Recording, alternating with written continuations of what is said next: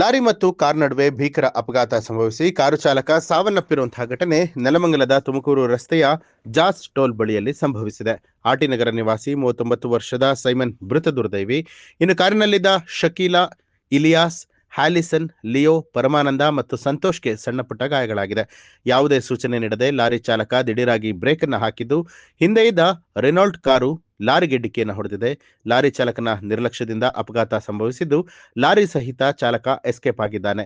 ಈ ಕುರಿತು ನೆಲಮಂಗಲ ಸಂಚಾರಿ ಪೊಲೀಸ್ ಠಾಣೆಯಲ್ಲಿ ಪ್ರಕರಣ ದಾಖಲಾಗಿದ್ದು ಘಟನಾ ಸ್ಥಳಕ್ಕೆ ಪೊಲೀಸರು ಭೇಟಿ ನೀಡಿ ಪರಿಶೀಲನೆ ನಡೆಸಿದ್ದಾರೆ.